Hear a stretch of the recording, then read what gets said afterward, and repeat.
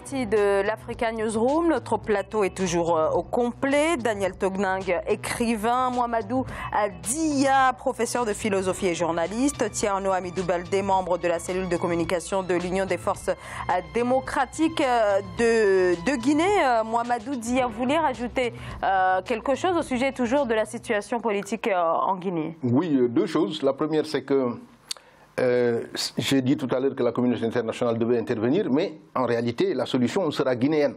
La deuxième chose, c'est concernant la manipulation ethnique qui est toujours en cours en Guinée. Tout le temps, on oppose les ethnies en disant que c'est un problème ethnique. Ce n'est pas vrai.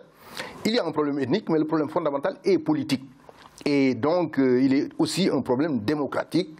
Et ces ethnies sont des ethnies qui sont brassées, entre guillemets, depuis des millénaires, en tout cas depuis très longtemps, des siècles. Et que par conséquent, il n'y a pas une réalité ethnique figée, avec des oppositions impossibles à démêler. Ce n'est pas vrai. C'est que les politiciens utilisent donc cette manipulation et essaient de jouer avec. Il faut que ça s'arrête. Et en Afrique de l'Ouest, en tout cas, si en Afrique malheureusement centrale, la règle c'est les présidences pratiquement à vie, en tout cas sur des décennies, ce n'est plus le cas en Afrique de l'Ouest. Et je pense que l'exception guinéenne doit être une mauvaise exception et qu'il faudrait que les gens se mobilisent pour que la démocratie prévale en Guinée, comme c'est le cas au Sénégal, comme c'est le cas au Mali, au Burkina, au Ghana, en Sierra Leone, etc. Daniel Togning. Juste un mot, puisque ce que vous dites est vrai, M. Dain. Est-ce que, puisque nous avons un membre de l'opposition en face de nous, pouvez-vous nous dire que lorsque vous serez au pouvoir, on n'observera pas plus jamais quelque chose de ce type, ce qu'on vit actuellement en Guinée? Vous savez que la démocratie, c'est une vision, c'est aussi des valeurs. Nous sommes en France, nous pensons que l'état de droit qu'on voit en France ici, vraiment c'est quelque chose qui est bien. C'est ce qu'on aimerait proposer à notre pays. Nous sommes des libéraux convaincus. Et nous pensons que la liberté publique, l'alternance démocratique, c'est quelque chose qui est bien. Et nous pensons que démocratie et développement sont liés. Et nous ferons en sorte que l'état de droit soit véritablement installé en Guinée afin que les Guinéens puissent notamment débattre des idées, mais qu'on ne vienne pas dans des plateaux pour débattre des questions électorales, des questions notamment de crise sociale. Alors, ceci dit, en termes d'alternance, on peut également s'interroger sur l'UFDG qui, depuis de nombreuses années, vous avez le même candidat qui se présente en permanence aux élections sans forcément les remporter. Malgré tout, il demeure le chef de file de l'opposition. Dans la loi, notamment dans la charte des partis politiques, il n'y a pas notamment le nombre de...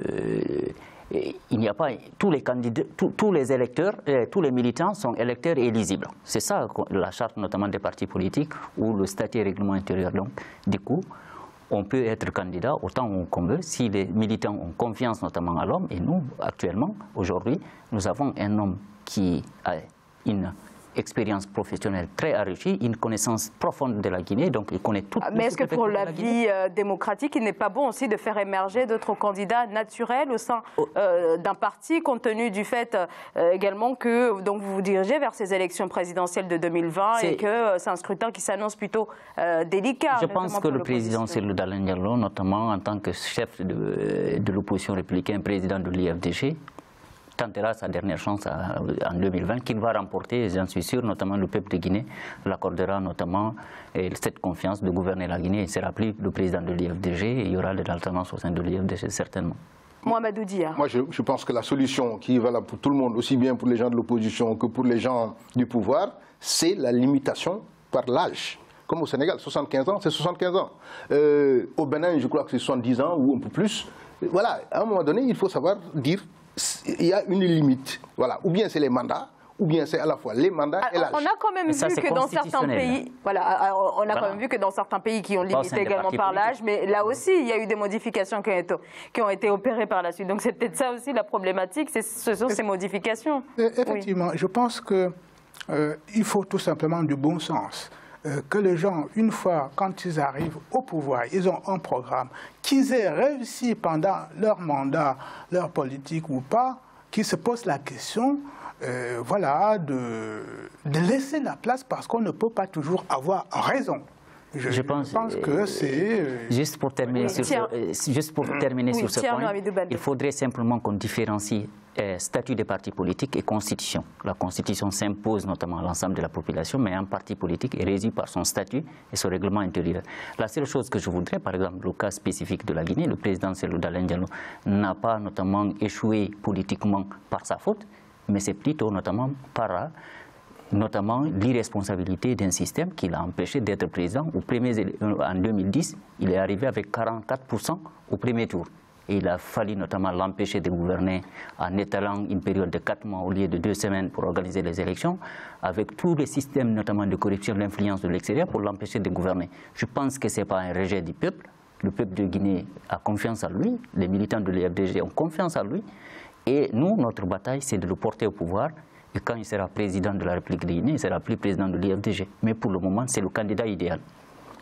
Mohamedou Dia qui veut intervenir. Une dernière phrase, c'est que la notion de limitation des mandats a été, cette notion a été mise en application aux États-Unis à la suite des 4 élections successives de Roosevelt, donc Franklin Delano Roosevelt, et les Américains se sont rendus compte que ça ne pouvait pas continuer. Bon, malheureusement, il est mort lors du dernier mandat, donc de mort naturelle, et les gens se sont rendus compte que ça pourrait devenir une sorte de monarchie. 4 mandats successifs, et pourtant c'était démocratique. Parce qu'à un moment donné, il faut savoir dire stop. Et la manière de le faire, c'est la limitation des mandats. Il faut que dans une démocratie, les mandats soient limités.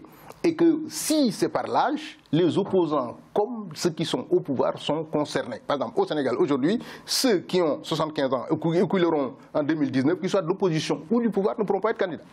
Daniel Togning. C'est une solution, mais il faut aussi que l'on respecte les institutions. Mais il faut que ce soit constitutionnel. Ce soit de bonnes institutions, parce qu'il y en a des fausses. Mais qu'on les respecte rigoureusement. Parce qu'on peut entrer au pouvoir à 36 ans ou à 40 ans et puis rester jusqu'à 75 ans. Je crois qu'il faut, la limitation de mandat à 2 ou à 3 et la Constitution qui doit absolument être respectée. De bonnes institutions, non pas celles qui trichent en faveur du pouvoir. Voilà. Thierno Hamidou Baldé, vous préparez à l'UFDG à une révision de la Constitution dans les prochains mois? La révision constitutionnelle, elle est prévue dans la Constitution au niveau du chapitre 18. La seule chose, c'est qu'il y a des articles qu'on peut améliorer. C'est très dommage qu'Alpha Condé, par exemple, a gouverné pendant 10 ans. Il n'a pas vu notamment un point de la Constitution qui pouvait améliorer en faveur de la population. Mais la seule chose aujourd'hui qu'il voit, c'est de l'article qui l'empêche de rester à vie au niveau du pouvoir. C'est-à-dire que c'est un aspect égoïste, ça n'a rien à voir avec l'intérêt du peuple de Guinée, mais c'est plutôt un intérêt personnel. C'est-à-dire que c'est le seul article de la Constitution, l'article 27, qu'il voudrait mettre à la poubelle pour dire que permettez-moi de rester au pouvoir à vie jusqu'à ma mort, comme on le voit en Afrique. Et ça, nous allons l'empêcher. Et nous avons besoin notamment du soutien de tous les démocrates africains pour condamner tous les régimes répressifs, tous les régimes qui empêchent l'alternance démocratique.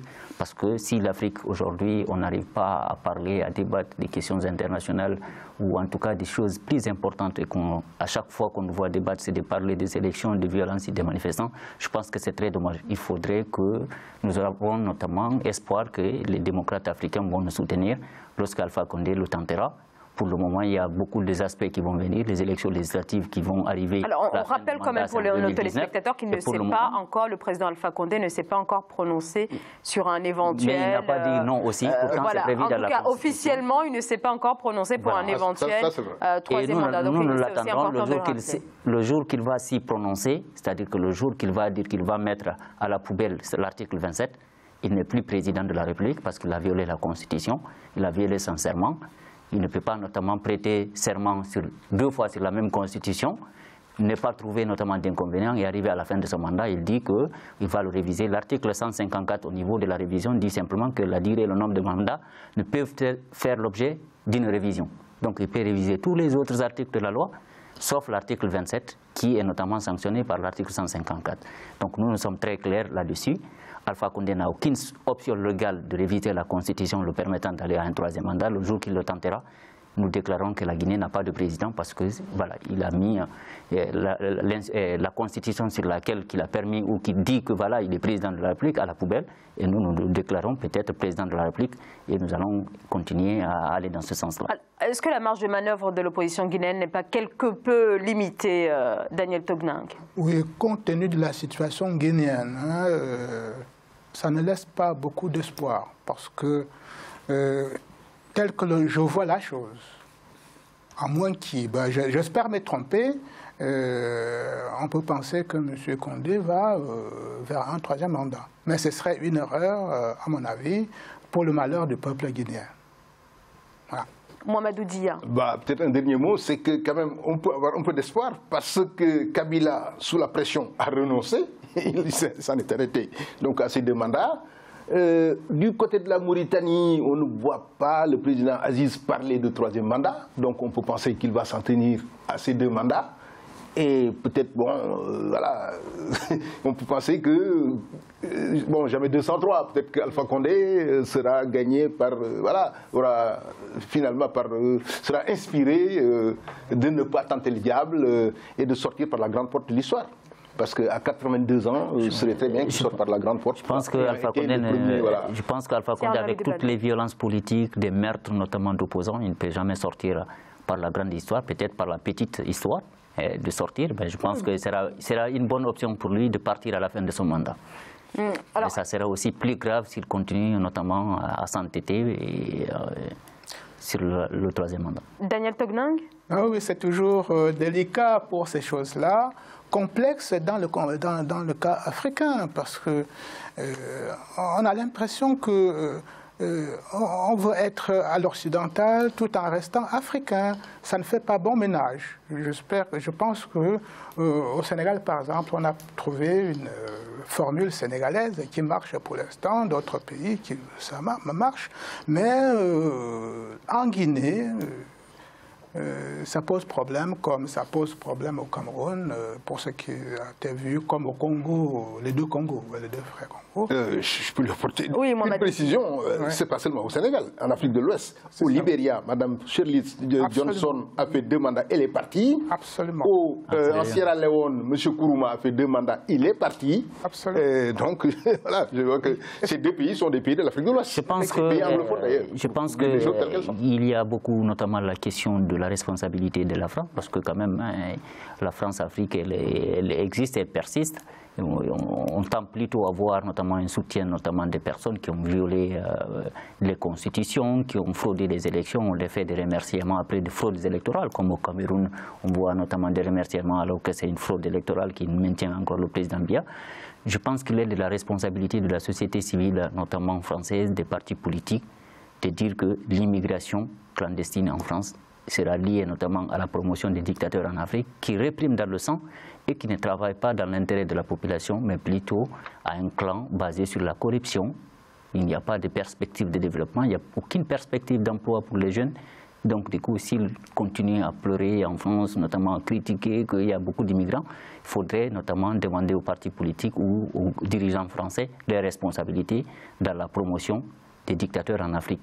Parce que l'état de droit, je pense que la charte notamment des droits de l'homme, elle est universelle. Il y a beaucoup de traités que la Guinée et les autres pays africains ont signés, et ces traités-là s'appliquent notamment à ces pays, de respecter la démocratie et l'état de droit au niveau de ces pays. Et la France ne devrait pas cautionner ou recevoir ces dictateurs, notamment en France, ou en tout cas continuer à les soutenir politiquement, économiquement. Il faudrait à un moment donné que chacun assume sa responsabilité. Merci beaucoup à tous les 3 pour vos précisions. Voilà donc ce que l'on pouvait dire ce soir sur ces violents affrontements entre forces de l'ordre et donc militants de l'opposition en Guinée ce 30 octobre dans la banlieue de Conakry à Bambeto. On marque une très courte pause et on se retrouve dans quelques instants. À tout de suite.